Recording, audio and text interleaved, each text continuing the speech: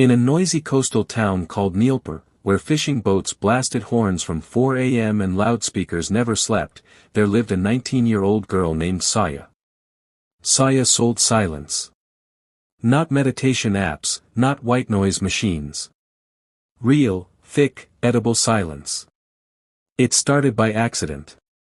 One afternoon, the whole town lost electricity for 6 hours because a monkey climbed the main transformer. For the first time in years, the horns stopped, the loudspeakers died, even the dogs forgot to bark. The air felt heavy with quiet. Saya was sitting on the terrace when she noticed something strange. The silence had weight. She could almost scoop it with her hands. So she took an empty glass jar, twisted the lid tight, and trapped a fistful of that sudden stillness inside. When power came back and the noise tsunami returned, she kept the jar on her study table. At night, whenever her drunk neighbors started fighting or the temple started its 10 p.m. bhajans on full volume, she would open the jar for exactly 30 seconds. The silence would slip out like cool mist, wrap around her ears, and the world would go soft. 30 seconds later it was gone, sucked back into the jar like a genie. She began collecting more. Early mornings before the boats left, late nights after the bars closed, during sudden rain when everyone ran indoors, she hunted moments when Neelpur forgot to make sound. Each jar was labeled with date and time. Within a month she had 27 jars on a wooden shelf. Word spread the way only impossible things spread in small towns. First came Mrs. D'Souza, the 70-year-old retired teacher who hadn't slept properly in 10 years because of tinnitus. "I'll give you 5,000 rupees for 1 minute of silence," she whispered at Saya's door. Saya sold her 30 seconds for 200 rupees. Mrs. D'Souza cried when the quiet touched her. Real tears. Next came the heartbroken truck driver whose wife left him. Then the class 10 boy who couldn't study for his boards. Then the famous Kolkata DJ on vacation who said, "I make noise for a living. I forgot what the opposite feels like." Saya never sold more than 1 minute per person per week. Silence, she learned, is addictive. People start chasing it harder than drugs. She raised prices. Then she stopped taking money and started taking stories instead. You want silence? Tell me the loudest memory you're trying to escape. She wrote every story in a black diary.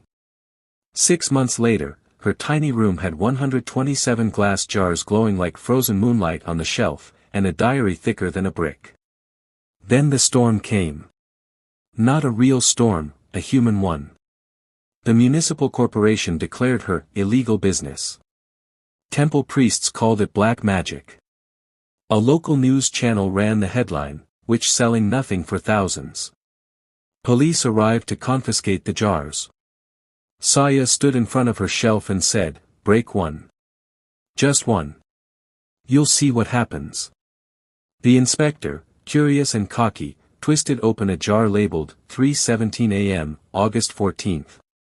The moment the lid came off, every sound within a kilometer radius vanished. Not muted, erased. Dogs opened mouths, no barks.